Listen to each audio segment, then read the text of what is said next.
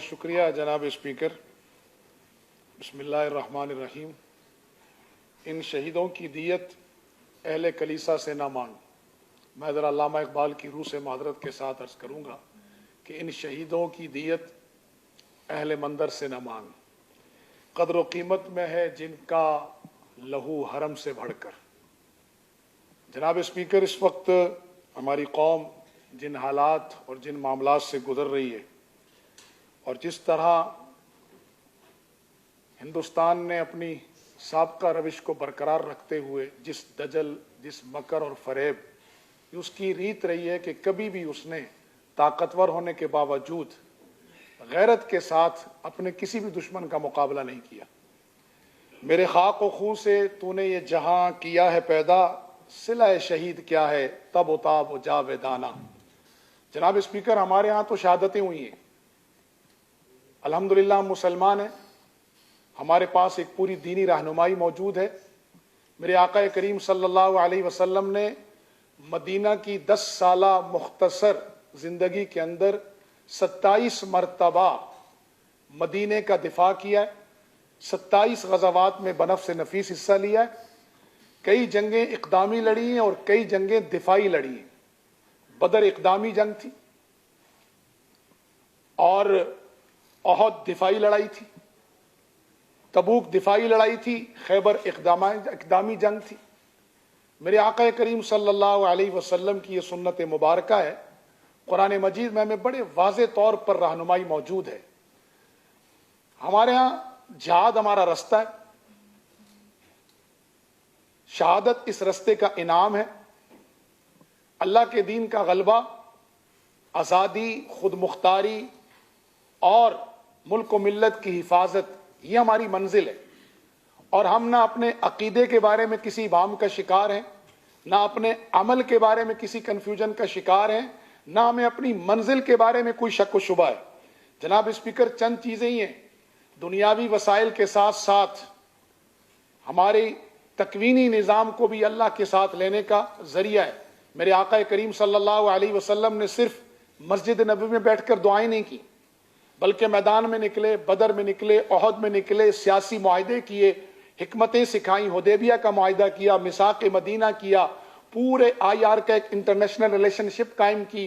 پوری دنیا کے اندر ہمارا ایک نظام ہے، لیکن اللہ پر توکل، جذبہ جہاد، شوق شہادت، یہ وہ 3 چیزیں جو پوری قوم کو اکٹھا کر کے ملک و ملت بنا کر دفاع کے لیے کھڑا کر سکتا ہے۔ یہ ملک کلمے کی بنیاد پہ بنا ہے جناب اسپیکر، لہٰذا اس مقدس کلمے کی روشنی میں اس کا دفاع ہمارا ملی اور دینی فریضہ ہے۔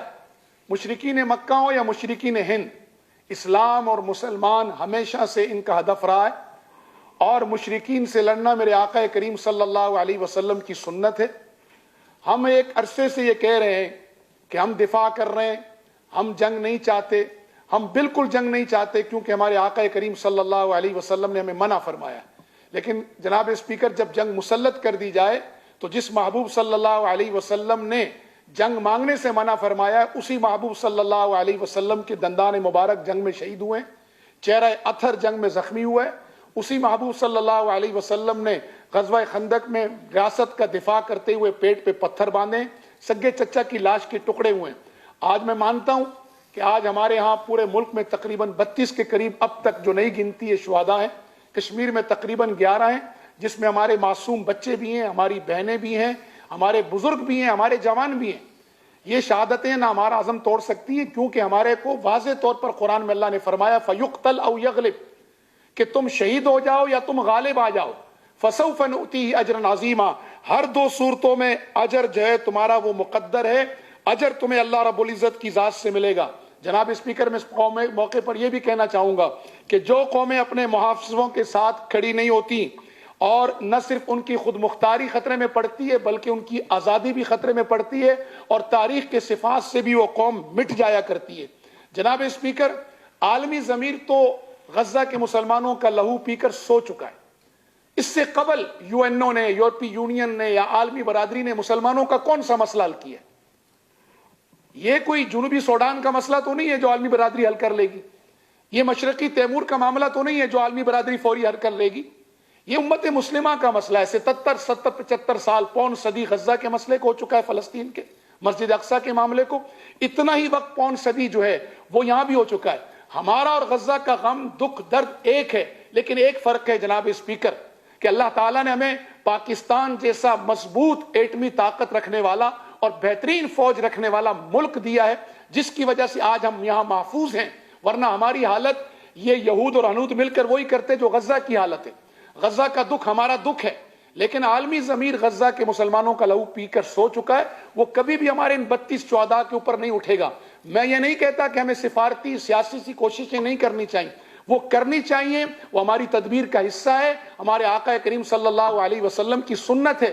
لیکن جناب اسپیکر, یہ لڑائی ہم نے خود لڑنی ہے, یہ لڑائی ہم نے خود لڑنی ہے اور اتحاد و اتفاق سے لڑنی ہے.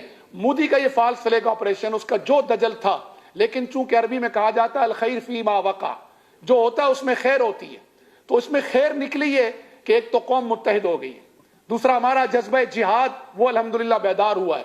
مسئلہ کشمیر شہداء کے لہو کی برکت سے ایک مرتبہ پھر پوری دنیا کے اندر زندہ ہوا ہے. اب ہمارے کرنے کا کام یہ ہے کہ ہم اپنے اتحاد و اتفاق کو برقرار رکھیں, ہم اپنے جذبہ جہاد کو مہمیز دیتے رہیں, ہم تدبیر اور ان دونوں معاملات کو لے کے چلیں. میرے آقا کریم صلی اللہ علیہ وسلم نے بے وقوفوں کی طرح بے وقوفی نما دلیری کر کے دیواروں سے سر مارنے کا حکم بھی نہیں دیا, اور بزدل دانشوروں کی طرح صرف کمروں میں بیٹھ کر دانشوری بگاڑنے کا بھی درس نہیں دیا, کیونکہ بے وقوف دلیر امت کی کشتی ڈبو دیتے ہیں اور بزدل دانشور یہ امت کو ذلت کے گھڑوں میں گرا دیتے ہیں. میرے آقا کریم صلی اللہ علیہ وسلم نے ہمیں بدر و احد کی شجاعت دی ہے اور حکمت کی اور حدیبیہ کی حکمتیں دی ہیں. ہم نے بحیثیت قوم اپنے اس جذبہ جہاد کو بیدار رکھنا ہے, اپنے اتحاد کو قائم رکھنا ہے, اور اپنی سرحدی افواج کے ساتھ کھڑے ہو کر ہم نے انشاءاللہ ملک و ملت کا دفاع کرنا ہے. اور مسئلہ کشمیر جو ایک مرتبہ پھر زندہ ہوا ہے شہداء کے لہو کی برکت سے, معصوم عوام کے لہو کی برکت سے. یہ دشمن کبھی بھی اس نے طاقت کا مظاہرہ غیرت کے ساتھ نہیں کیا. مسجد سبحان اللہ ہو یا مسجد عباس ہو یا مسجد بلال ہو یا LOC پر ہمارے معصوم بچے ہوں, جو ہمارا فیگر ہے 11 کا جناب اسپیکر, اس میں ہماری 4 خواتین ہیں, معصوم بچے ہیں, ہماری اسکول یونیورسٹی کی طالبات ہیں, بزرگ ہیں ہمارے جو یہاں مظفر آباد میں شہید ہوئے, 80 سال ان کی عمر ہے. جناب اسپیکر, ہمیں ایک انتہائی کم ظرف دشمن کا سامنا ہے. میں آپ کا شکریہ ادا کرتا ہوں اور ان الفاظ کے ساتھ اجازت چاہوں گا کہ ہمیں اپنے اس ماحول کو برقرار رکھنا ہے, اور میں اس پر مبارکباد پیش کرتا ہوں کہ الحمدللہ اس وقت ہماری حکومت پوری طرح فعال رہی ہے. کل وزیر اعظم آزاد حکومت ریاست جموں کشمیر نے پورے مظفر آباد شہر کا دورہ کیا ہے, اور بعض لوگ کہتے ہیں جی ان دوروں کا کیا فائدہ ہے. تو بابا مسئلہ یہ ہے کہ قومیں حوصلوں سے لڑتی ہیں, اور جب وہ اپنی ریاست کے سربراہ کو اپنے درمیان دیکھتی ہیں انہیں حوصلہ ہوتا ہے. الحمدللہ ہمارے اکثر ممبر پارلیمنٹ, میں مبارکباد دوں گا اس موقع پر اپوزیشن لیڈر کو بھی کہ کل جب ہمارے شہید کا جنازہ تھا, ہمارے عدالت عالیہ کے چیف جسٹس, ہمارے اپوزیشن لیڈر, ہمارے حکومتی وزراء, میں خود فقیر بھی وہاں موجود تھا, الحمدللہ وہ جنازہ پڑھانے کی سعادت بھی ہمیں ہوئی. اس کے بعد ہمارے تمام وزراء اس مقام پر بھی گئے, قوم کا حوصلہ بڑھائے. وزیر اعظم صاحب کا دورہ دریاؤں کا بھی ہوا, عوام میں بھی گئے, بلدیہ حال میں بھی گئے, اوپر اس مسجد میں بھی گئے, اور مسجد کے پڑوس میں اس گھر میں بھی گئے جس کی معصوم ایک بچی زخمی ہوئی ہے اور آج بھی اسپتال میں زیر علاج ہے. انہیں حوصلہ ہوا ہے, قوم کو حوصلہ ہوا ہے. ہم نے اسی طرح اپنے اتحاد اتفاق سے, اپنے جذبہ جہاد سے, اور انشاءاللہ اپنے شہداء کی روشنی میں اپنی آزادی کی منزل کی طرف بڑھنا ہے. بہت شکریہ جناب اسپیکر.